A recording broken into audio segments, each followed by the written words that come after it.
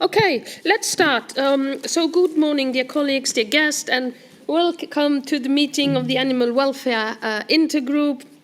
Thank you for joining us here in Strasbourg, but also online. I don't see right now if there's a lot of people already early in the morning online. So I will be chairing this session as Niels Fulksang is on paternity leave for the coming 2 months. So today we turn our attention to a topic of growing importance for the European Union. It's about protein diversification and the creation of food environments that make sustainable, more healthy and animal-friendly diet easier and also more accessible.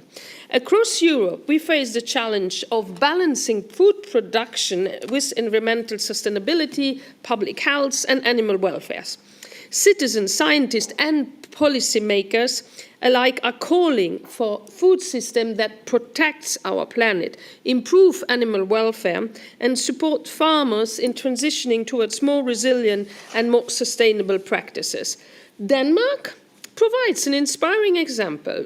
Through forward-thinking policies, clear guidance and also targeted support for plant-based options, the country really demonstrates how governments can actively encourage change and create really food environments that benefits both the people and the animals and the planet.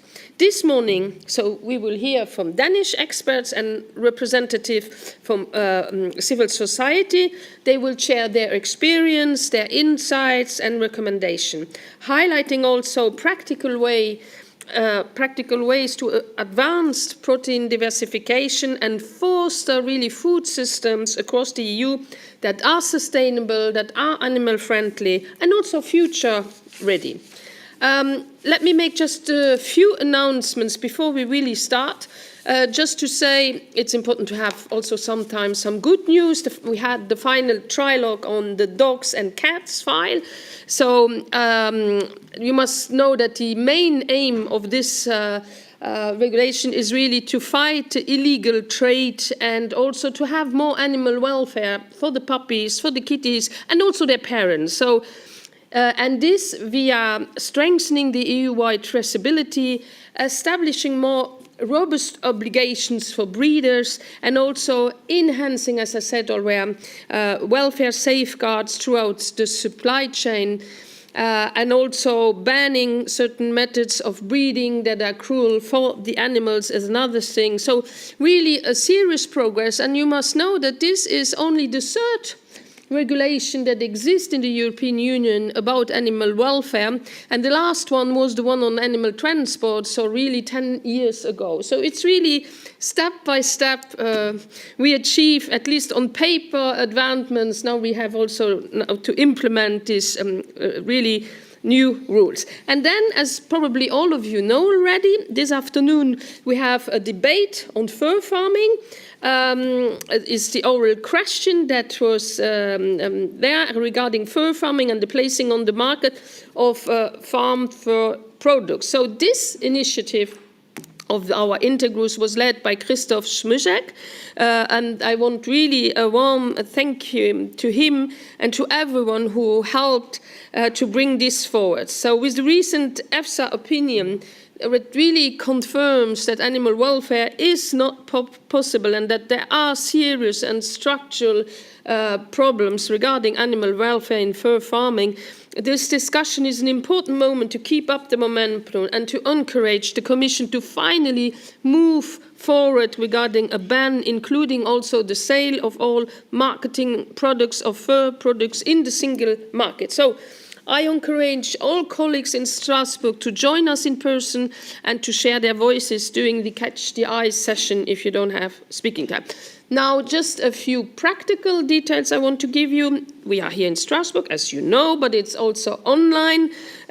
Participation is possible. We have a live streaming is available via Interactio, and the meeting is being recorded and materials will be made available on the intergroup website.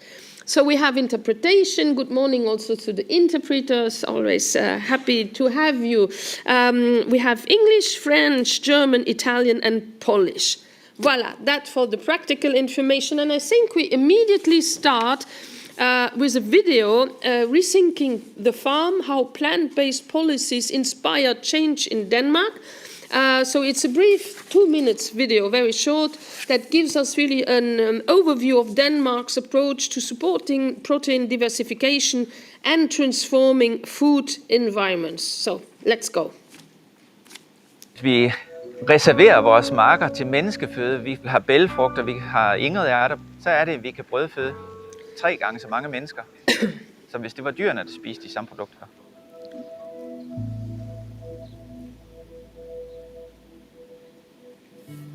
Jeg hedder Torsten Wetke. Jeg er landmand her på Vandstrup. Det er en økologisk drevet gård. Jeg er 5. generation. Jeg er født og opvokset her. Min familie kom hertil i 1851, og der har vi så drevet landbrugsdrift med kreaturer hele tiden. Her på gården der har vi valgt tilbage i 2017-18 stykker at ændre vores bedrift til feed no food-princippet, hvor det egentlig handler om at brødføde flere mennesker fra det samme areal. Vi har regnet på her på vores bedrift, hvis vi maksimerer antallet af køer og har vores fødevareproduktion til menneskeføde, altså udelukkende i form af mælk eller kød, så vil vi være i stand til at brødføde 1000 mennesker. Hvis vi derimod reducerer antallet af køer, som vi har gjort, og fokuserer den planteproduktion, vi har til menneskeføde, for eksempel kornproduktionen, bælgfrugter, og køerne lever sig af græs i engene, så kan vi faktisk brødføde 3000 mennesker fra den her ejendom.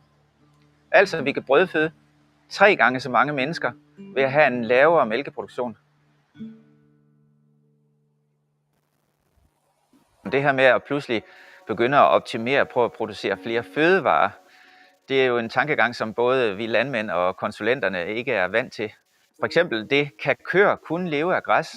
Det var jo noget, som mange stillede spørgsmålstegn ved. I naturen lever bisonokser eller gnuer osv. Andre drøvtyggere har jo altid levet af græs.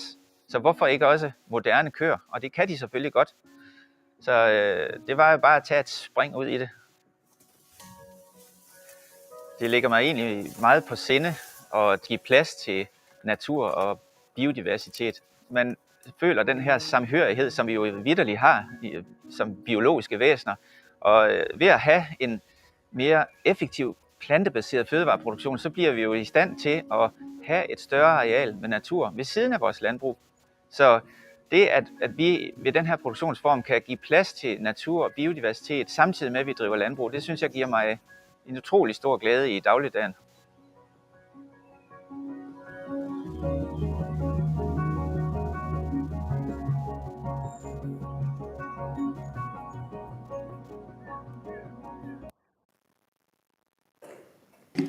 That's a nice way to start the morning, I must say. Without losing time, I immediately give the floor to our next speaker, an expert, to Rune Christopher Dragsdahl. He's vice chair from the Danish Plant-Based Food Grant, and he will outline Denmark's national strategy and discuss also the tools used to promote plant-based option and highlight lessons that could inspire broader EU-level initiative. So, Rune Christopher, you have the floor, please. Good morning, and thank you very much for the invitation to speak here in the Parliament in Strasbourg. Yes, and I think I'll jump straight into it, looking into this Danish action plan for plant-based foods also accompanied by funding. So first, what is it? Short version of what has Denmark done, and after also a bit about the process. What did lead up to this? The support from the farmers and other stakeholders. Next slide, please. So the action plan for plant-based foods was launched 2 years ago. We have a few hard copies up here as well. It's quite popular. We were at the COP30 last week, and it was really, many governments were actually asking for a copy. So it's creating interest around the world. This is from the introduction. It's signed by the current Minister of Food and Agriculture. Himself, he's a conventional farmer from what is we usually see as the Farmers' Party in Denmark, a center right-wing party. He's the one signing it and sending it on behalf of the broader government. So as you can see here, there are many motivations for this strategy mentioned here in the introduction: the climate change, war in Ukraine, clean water, environment, biodiversity, nutrition, health. But also, if you look into the strategy, it's actually largely focused on business and innovation. That is really the key words here. And today we might even add a strategic autonomy. That's also a key focus of the Danish government.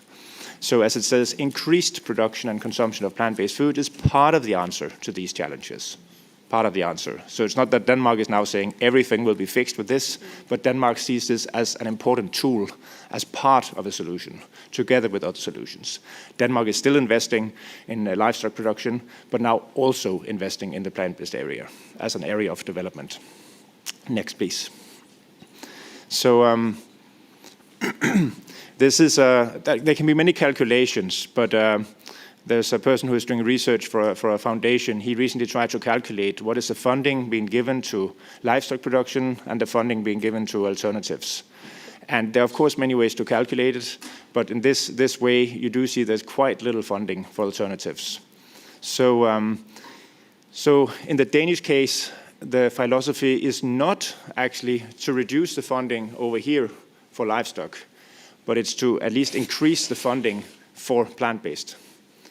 And also, personally, I do feel, even if some of the funding was reduced in the red part here, that would not really cause any change in itself.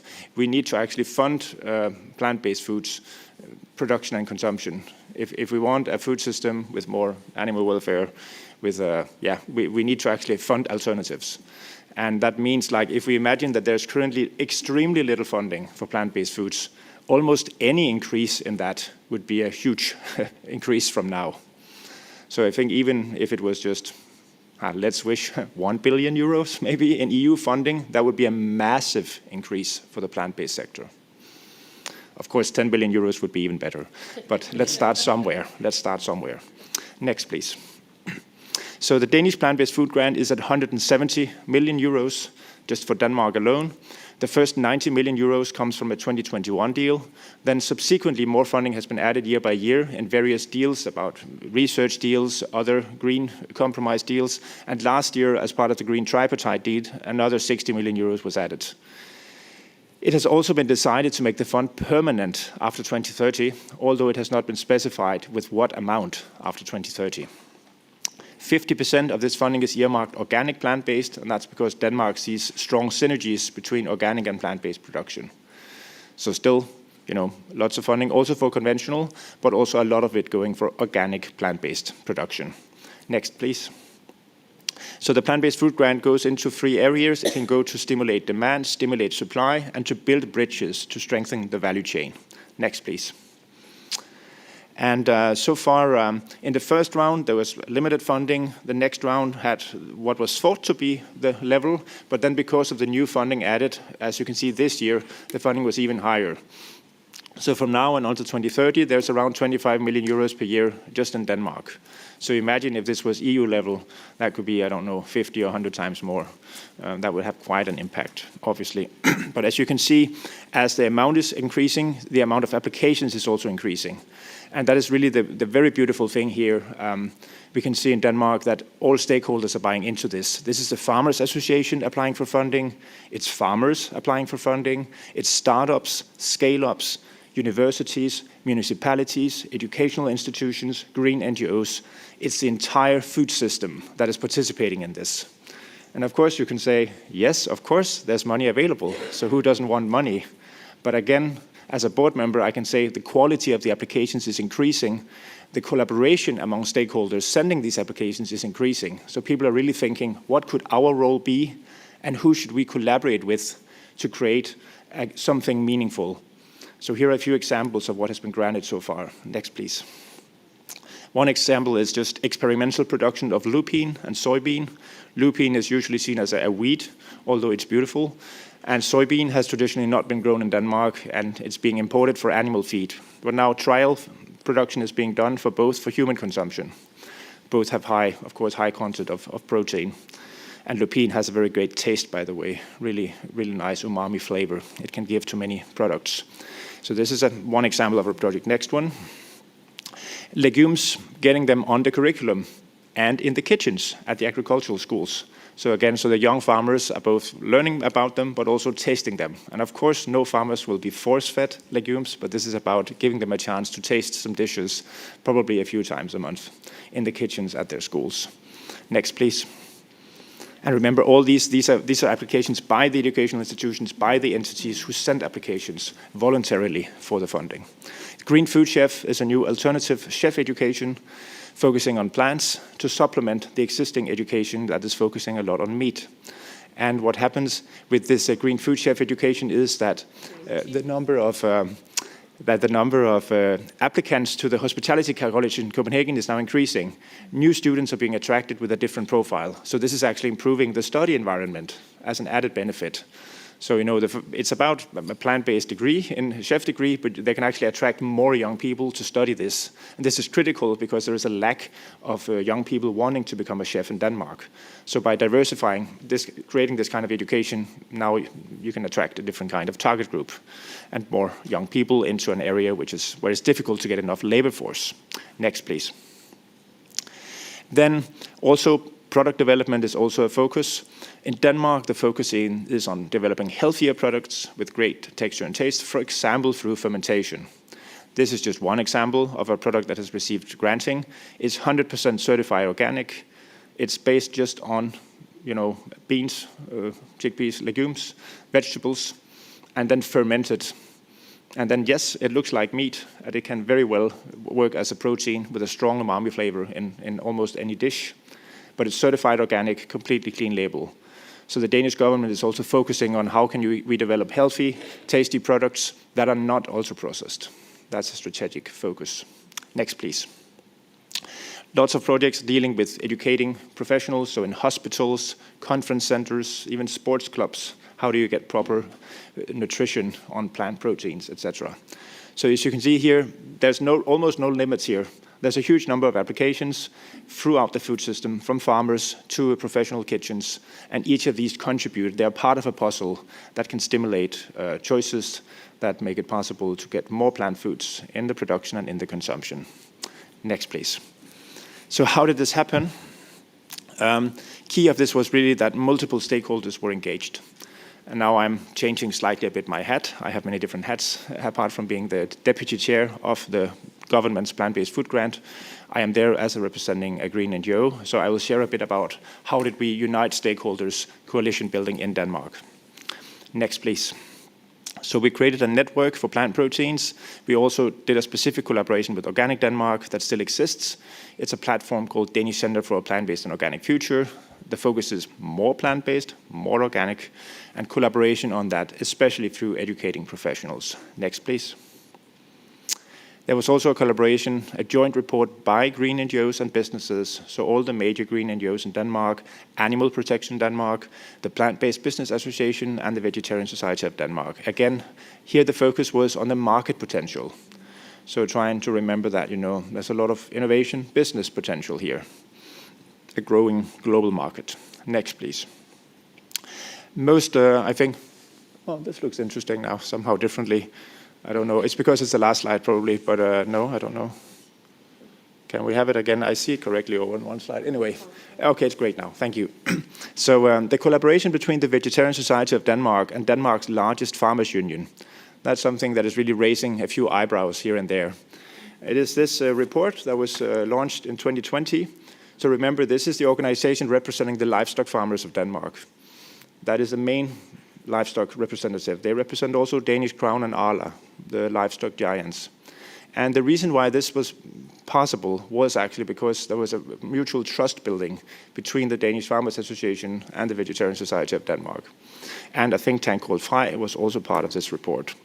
So the key here in this report is it is focusing on how do we develop the plant sector. There's not even a word on animals here. It's not about attacking anything. It's not about reducing anything. This is about how do we develop production, how do we stimulate consumption. And in that way, the farmers were happy to be on board. Next slide, please. One concrete example of how this could happen, because that's the question I most often get is, so why? How is this possible? And this is 7 years ago, I attended a debate at an agricultural school with 250 students, and some of their parents were there as well. It was an evening debate. And then I was asked a question by a young farmer who was studying industrial pig production. And the young farmer asked me, so do you want me to study something else? Should I stop studying industrial pig production? And I told the young farmer, no, that's your choice. I'm not going to tell you what you should study, what you should do. I'm here to inspire you. I hope some farmers will consider diversifying their production and produce more plant proteins, but it's your choice as a farmer. And I've been told that this kind of answers is unexpected because maybe some farmers expect the veggie guy to be attacking them. And then I'm there as a friendly diplomat. And I think this is a key issue here. We need to spend more time between people with different opinions, different viewpoints, talk to each other, and build a respectful way forward. And this is really one key ingredient in how trust was created among the conventional farmers, so they reached out and wanted to collaborate on this one. And I can just say, I only wish that in all countries, green NGOs and the main farmers associations could create collaborations like this. That would be beautiful. Next slide, please. I'm almost finished. So the deal that was landed in 2021 really included most parties in the Danish parliament. It was part of a larger compromise, so do remember that again. It still includes funding for animal agriculture, lots of it, but as something new, it also invests in the plant-based production and consumption. And that is, again, I think the key here. Someone has to swallow compromises. And that is also what I would encourage the European Parliament to do. Some green idealistic voices will have to swallow some compromises. But if you in return could get funding for the plant-based sector, that could be a game changer for the animals and for the planet and for humans. Next slide, almost there. Now we are actually having even this collaboration with the Danish farmers, also the young farmers who are a member of SEDJA, organic farmers, the think tank FREI, the largest business associations of Denmark, and the Vegetarian Society. We call it Danish plant-based diplomacy. So if in some of your home countries you know of someone who might be interested, we can actually send out representatives from the Danish farmers or from the Danish industry who can talk about this, give this perspective on how we might collaborate and inspire, move forward on this across multiple countries in the EU. Next slide, please. We had a big summit in Copenhagen 1.5 months ago with almost 500 people from throughout Europe, many farmers associations, many government officials. And the really beautiful thing that I'm so happy to hear is this was co-hosted by the Danish presidency and together with all these stakeholders. Next slide, please. All these stakeholders were partners in it. And the really beautiful thing was that we heard afterwards that from countries which before this felt, this is too difficult, it's never going to happen in my country. But after attending the summit, they felt, maybe there's a way forward. There might be a way we can talk about this and move it even in our country. So I do think there's a lot of possible hope out there. We need patience, we need bridge building, we need diplomacy, but I do think this can be possible across the EU. And next and final slide, I think. Yes, so the key takeaways from me is, let's talk more about plants. How do we stimulate, develop the plant sector? We need funding for this. Funding is needed, otherwise it won't happen. And everyone have to make compromises here. And then we also need to build demand. We need to a lot of education is needed. There are many chefs out there who don't know how to cook legumes, basically. So we need to spend money on education. Thank you so much.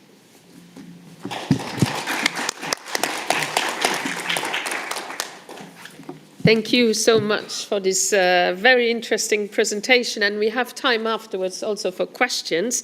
But right now I go to Olga Kiku, who is founder and director of Animal Advocacy and Food Transition.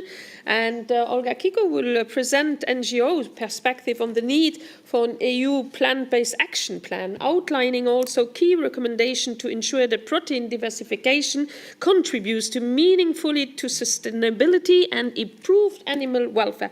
You have also the floor for 10 minutes. We've heard a lot about the Danish experience today and success story. Now we're going to hear, we come to the EU and we want to see what is happening at EU level. Actually, this is a moment of real transformation for the EU. Change is happening all around us. It's happening in our fields, in our supermarkets, and in public debate. We see conversations and we participate in conversations at the political level, but we also participate in conversations at the dinner table. So plant-based production and consumption are no longer niche topics.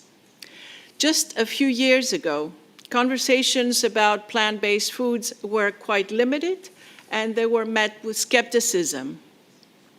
Today, these discussions are very vibrant.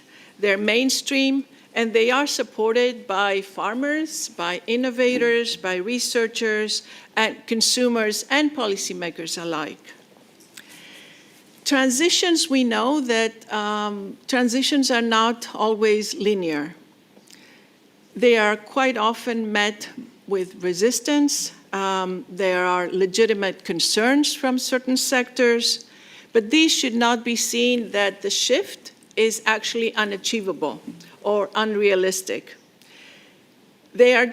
All these conversations are just reminders of why political leadership is needed, why long-term vision is needed.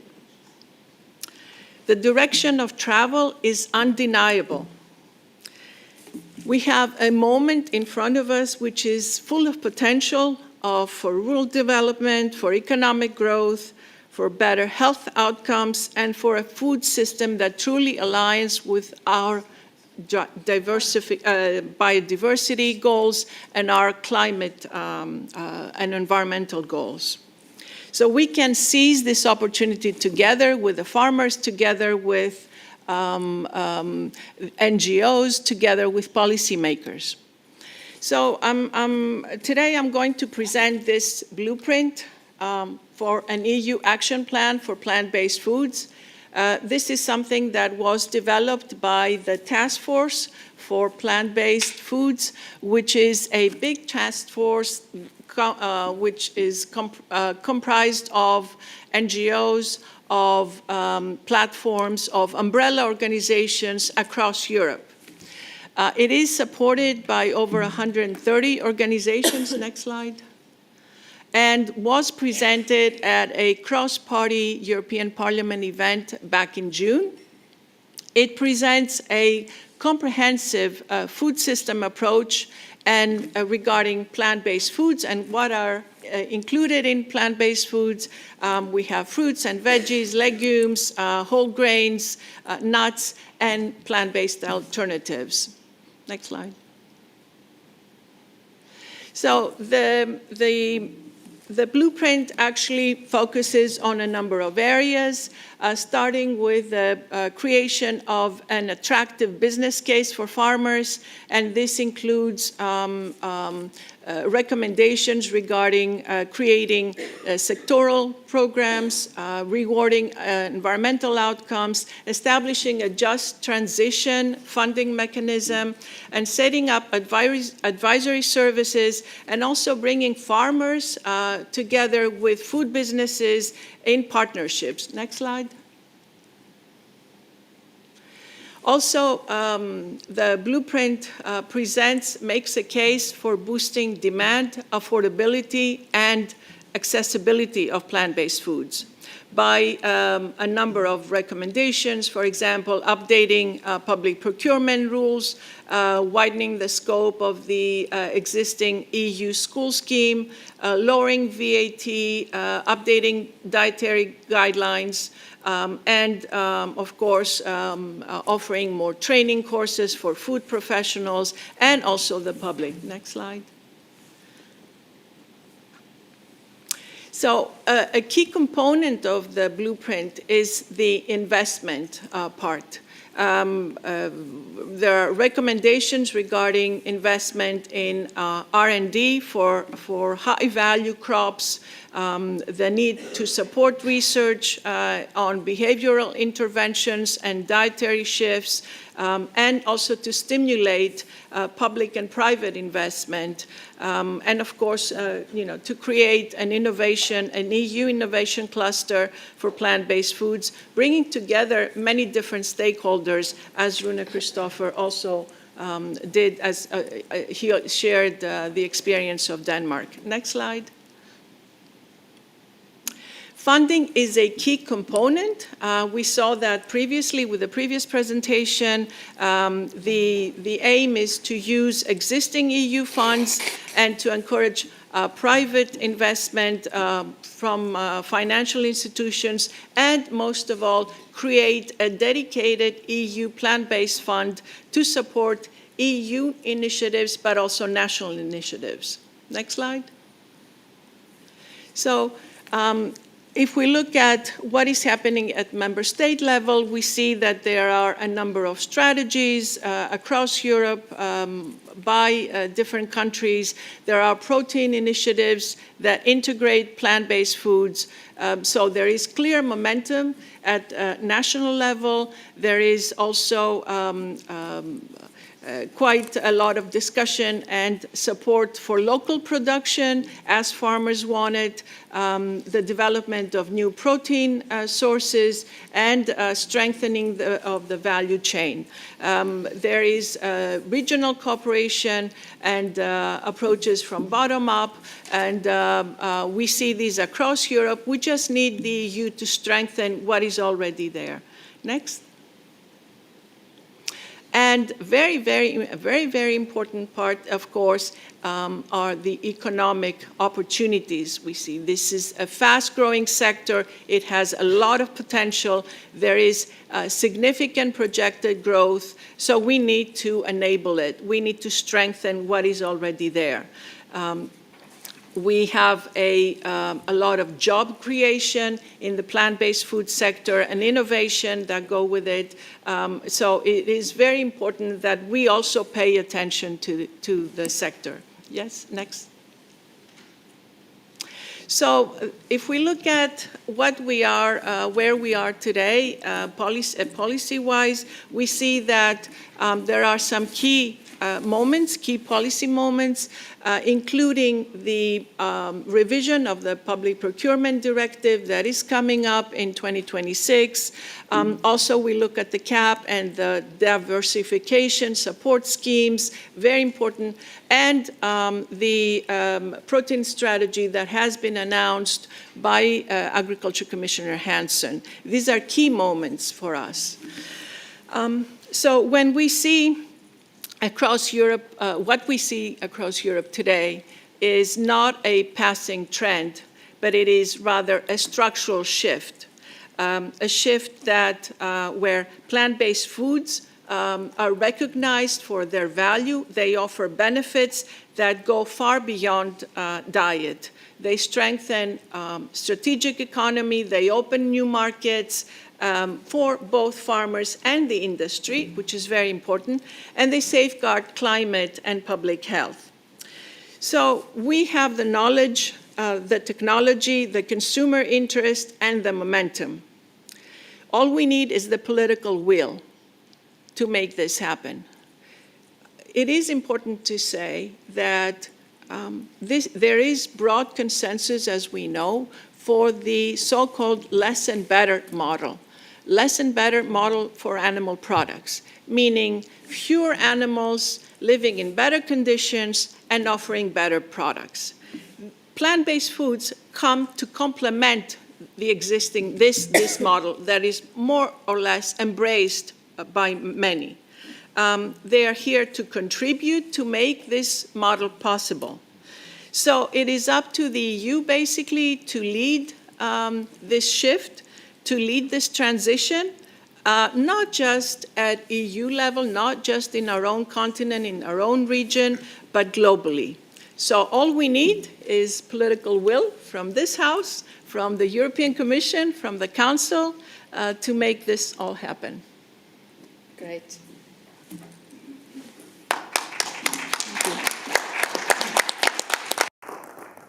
Did you get any reactions for your blueprint from the Commission already, or because you did it? I mean, you would make their work, or you did make their work easier by that.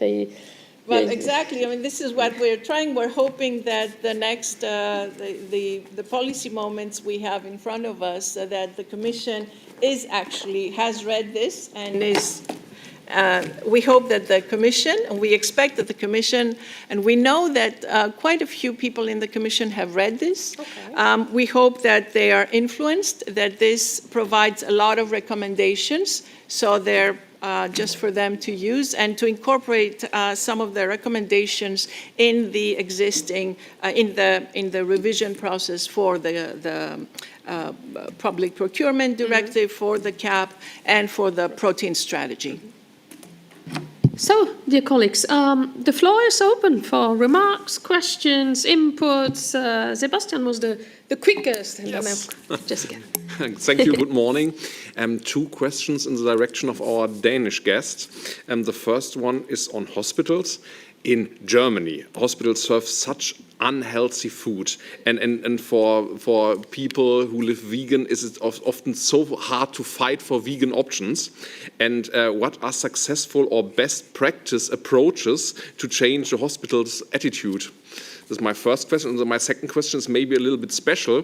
You mentioned lupines, and for 4 or 5 years it was a vegan food trend in Germany, but then it was completely over, and I learned that the processing is so difficult and complex because they're actually toxic. And will there be a comeback of this plant, or is the effort really not worth the reward on this plant? Thank you. How shall we do it? Shall I take 3 questions and then is that okay? You can. Is that okay? I think then second was Jessica and then Valérie. Thank you very much. Very interesting. I really would like to congratulate you, because the message that you gave, I think, is a very important one. One cannot live without the other, right? So we have to be willing to make compromises.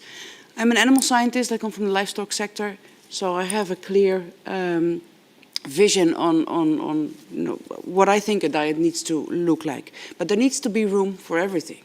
So it's not one ideology versus the other, especially in the light of the bioeconomy strategy that the Commission wants to have. I think we need to keep in mind that without animals we cannot achieve the bioeconomy strategy, because they need to lift the waste streams that we have from human food. However, I do believe, on a critical note, Denmark is somewhat an easier situation to make this happen, because most livestock farmers in Denmark already produce a substantial amount of grains and products to feed their animals. So the arable farming is not something new. You have a lot of land, relatively, and a small population. So it's not a one-to-one blueprint, I would say, for other countries. This may work for some. I'm from the Netherlands. It is a lot more difficult to achieve, as we do not have the space available to do so. I'm a little bit worried, though, about the tendency to make everything organic, because as we've seen, the farmer in the beginning that can feed 3 times more people, at least that's what he claims with his current way of producing, when we go organic, we will lose efficiency, and we will definitely lose protein content, which makes it very difficult to feed 3 times more people. So really careful here, because if we go plant-based, don't go organic, because that is really not going to help our strategy. And then Sebastian, I think just a small remark, I would be very concerned if we move to vegan in hospitals. I think there needs to be the vegan option in a good way for people that choose it, but there's a reason why we don't go vegan in hospitals, because people that have a challenged immune system, for what reason, for what illness or challenge that they are facing while they're in the hospital, they need the easiest digestible proteins that they can get, which is animal-derived proteins. That's the reason why we don't offer vegan as a standard in hospital. Thank you. Thank you. Valérie?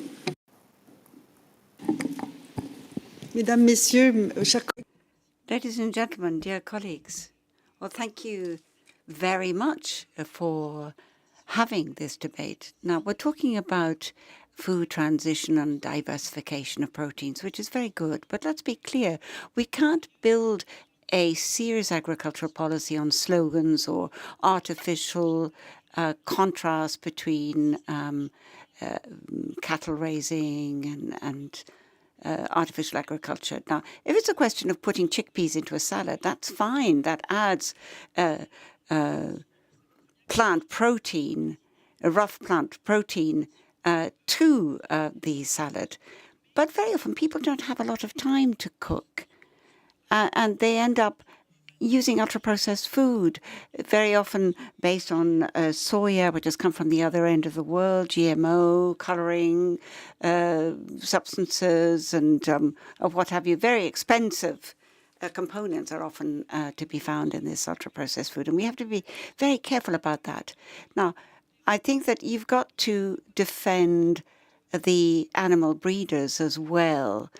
You can't impose an ideological pattern on everybody. And you know that if you want to raise your animals in a fair way, in decent conditions, well, that's possible. And let's not forget that the human being is omnivorous and eats a variety of products. And proteins, be they of animal or plant origin, are of the essence for food for humans. You can't work against animal breeders, but you can work with them. You should never give up. You should never sacrifice the raising of animals. Now, we were talking about more plant vegetables being to the advantage of animals. But don't forget, your country, Denmark, is one of the first countries to raise animals just for their fur. And that isn't exactly a vital type of farming for feeding the population. And I think that's where we should study animal welfare. We were talking about that earlier on in the hemicycle. I think that we can do something about animal welfare there, and that's important. Merci beaucoup. Thank you very much. React to all that, and yeah, please, you want to, Christopher? Yes, thank you so much for all these great questions and comments. Let's start just with the question about organics first. So two things to remember. In the Danish context, Denmark has relatively high wages. So for Denmark to be competitive, there is a discussion of that sometimes higher quality products, more expensive products might make Denmark overall have a better chance to compete on that. So there's definitely true that while Denmark, organic might be a way for Denmark to compensate for its higher wages by having more, you can say, higher value-added, more expensive products. That's not the same for every other country. I agree. Yeah, but then the thing is, what we also have to remember that Europe has for a long time has huge imports of fertilizer from Russia and animal feed from Russia. So in the whole terms of Europeans' independence from Russia, I think it's very important to consider where we get our fertilizers from. And part of that would mean, like, if we have a better balance between animal and plant production in Europe, that would overall reduce the need for fertilizer and feed from outside. So it is a matter of autonomy of Europe, I think we have to remember. But thank you. Then on the question of lupins, yeah, it's true, it's allergenic for a few percent of the population, and also it's just one example. I think the whole point here is different solutions for different countries, different crops are suitable for different countries, and you need a variety. Lupin is just one example that can be interesting, but so can soy, so can peas, so can a huge variety of different protein-rich legumes be. So again, that will be up to the startups and the scale-ups and the farmers, what will work. Regarding hospital food, so Denmark, it has been a problem also in Denmark for quite many years. What is happening now is in some hospitals still it is really difficult to get a plant-based option, but the situation is really improving dramatically. So in many hospitals you now have an actual selection of multiple great plant-based options to choose from.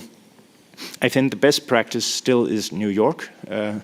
All the hospitals, all the public hospitals in New York City, they have decided some years ago to have plant-based as a default, the standard, and then patients can just, they will be asked, do you want this or do you want an alternative? And then they can get meat if they want to. This shifted it to 50% of all the meals being eaten at hospitals in New York are now plant-based.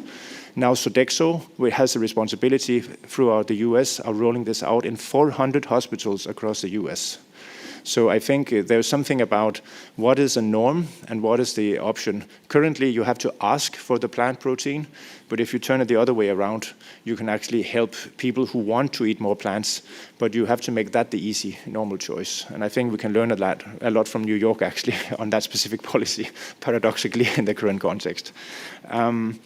Then briefly on, I think, the last question, I very much, again, agree on working together with farmers. Actually, I know the director of innovation from the Danish Farmers Association, the livestock farmers. He was actually invited to speak here today, but he was not able to come. So I'm actually speaking in his place. But I know if he was here, his message would be similar to mine. He would be saying, well, almost similar. He would be saying, he's proud of the Danish livestock production, but he strongly believes that the plant-based sector should be developed across the EU. He would also say the Danish farmers do agree that we should balance our diets better with more plant proteins.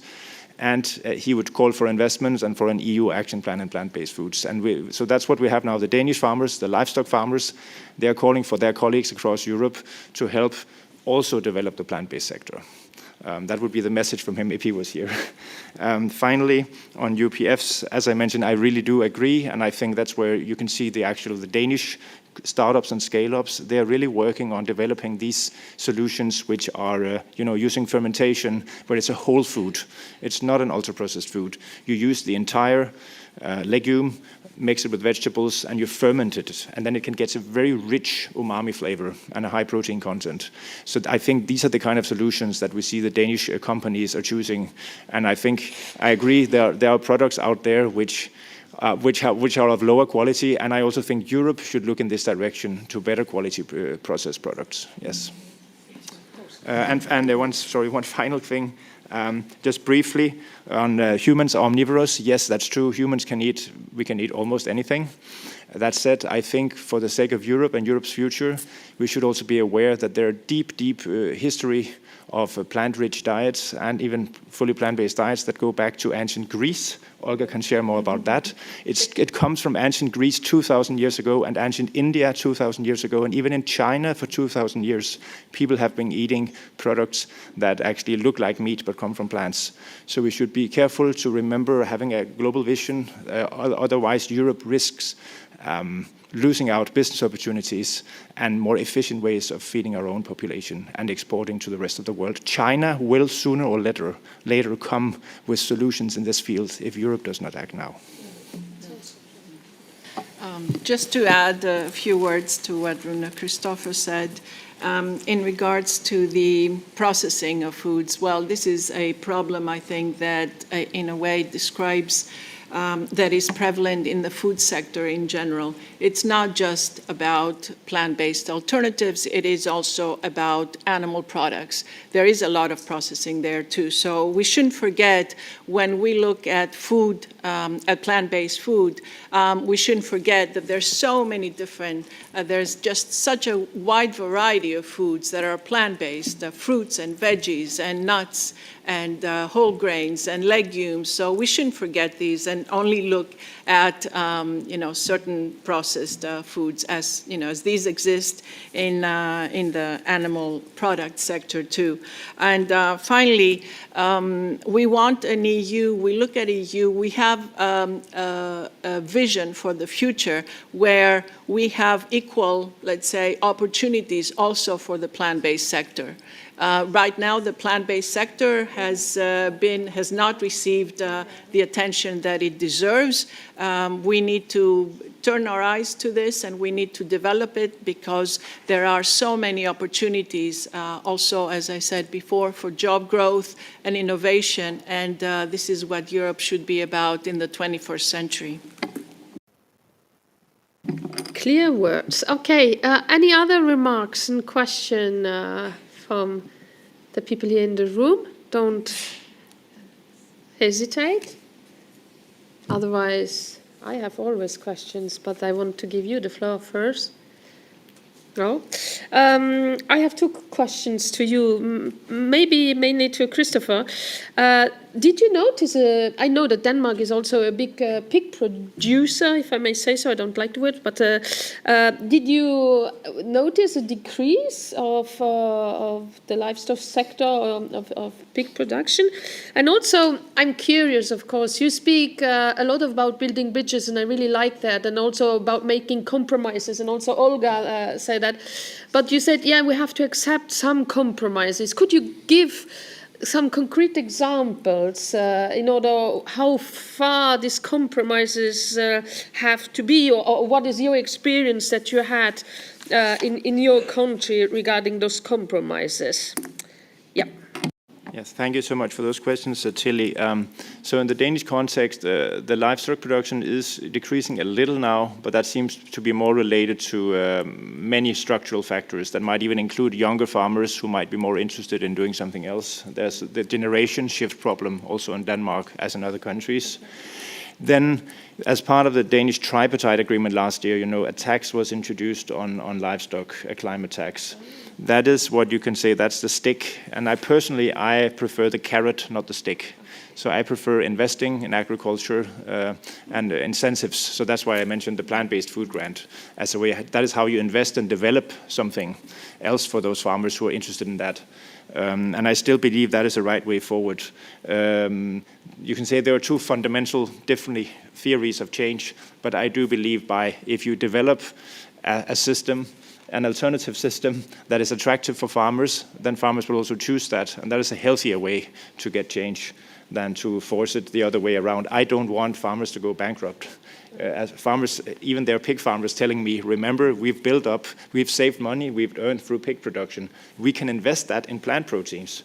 So if we go bankrupt, that money is gone. So I agree with them about that. I really agree. So that is about how do you make something in a way where it's attractive for farmers who choose it, and especially, I would say, younger farmers. We can see case that they are interested in pursuing something like this. So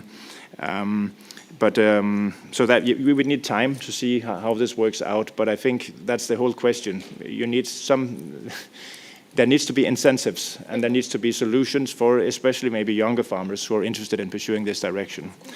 And then on the accepting some compromises, I think my best example on that would actually come from Sigrid's colleagues in Denmark. In the deal in 2021 in Denmark, there were multiple green parties in Denmark, including Sigrid's own party from the Renew Group, the Liberal Party, Social Liberal Party in Denmark. But there were multiple parties who wanted a reduction in livestock production, but there was no pathway to that politically. And then instead of sitting in a corner and saying, we don't want to be part of the deal, her party and many other parties said, all right, but then let's agree that we will invest in the plant-based sector. And I think that is a compromise. And that is really, but you need the compromise from both sides. You need compromise for those who are livestock advocates that we should also invest in the plant-based sector.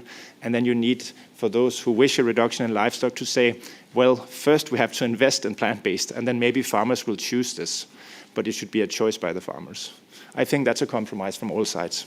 Okay, thank you. Olga. Yeah, well, this is the house of compromise, isn't it? There are a lot of discussions here, and what comes out in the end is a compromise always.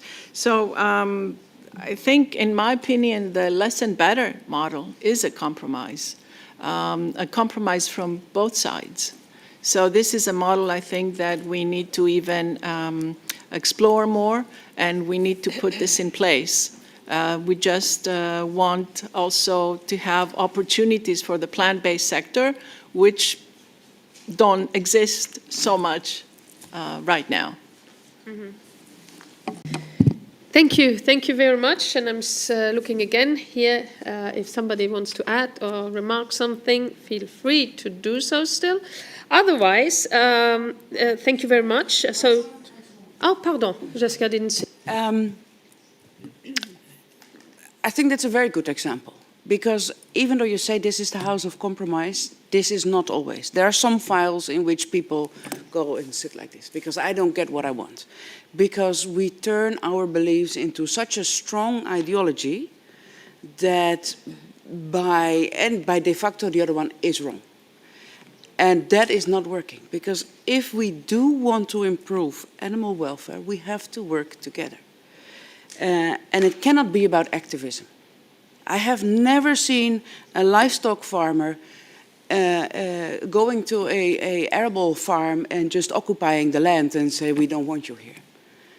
But the other way around, not the farmers, but the activists occupying the livestock farms and saying, we don't want you here, that happens. That is not the way to move forward. We have to dialogue, and I congratulate you with this, because that is the only way we want to move forward. And that's the reason why I'm here, because I want to dialogue. I want us to move forward.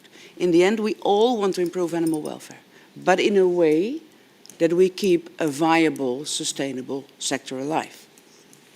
That's what I would like to add here. Thank you. Thank you very much for these words. Okay, I think it's also important to denounce when there is really animal cruelty. I mean, when you speak about activists, maybe it was more that, but I totally agree that this is about listening to each other and not accusing one or the other from ideology. I mean, it's just we are here and we are elected and we have certain values that we try to defend, but it's not about ideology. But voilà, what is sure, and I think we can agree on that conclusion, that protein diversification is both a necessity and also an opportunity. Looking at the farmer, I come back to the farmer that we saw at the very beginning. I mean, when you see that it is really win-win, this farmer says also, I'm much happier now. So it's really win-win for the protein diversification. It gives new jobs, new opportunities, but it's not by banning anything, or that's also something that is sometimes said about people defending more plant-based nutrition, that they want to ban now all livestock. That's not the case. So what we want is reduce pressure on intensive animal farming system. We want to support improved animal welfare, and we want to contribute to climate and public health objectives. So Denmark's experience, even if it's specifically, I agree, Jessica, on every country there are specificities, Denmark's experience shows that targeted policies, strategic investment and supportive also food environment can drive meaningful change. And as you say, Olga, it's all about political will. And NGO Insights further highlights the potential of on an EU level, plant-based action plan to really scale innovation, to ensure policy coherence. And that is something I think we should always remind. It's also about being coherent in our policies and create fair and accessible pathways toward more sustainable diets. So thank you very much to all the speakers, to the participants, to your excellent questions, for all these valuable contributions and continued engagement. So I think together we can ensure that the European Union continues really to lead in promoting compassionate, yes, sustainable and forward-looking food systems. Just some information on the future. The next Animal Welfare Intergroup will take place on the 18th of December. So note in your agenda. And this session will focus on sustainable livestock farming in the EU and integrating animal welfare into the sector, with updates on the INI draft report on securing a sustainable future for EU livestock and upcoming EU sustainable livestock strategy. So I hope to see you all there back, and even a lot of others too. Have a great day. See you. Thank you very much.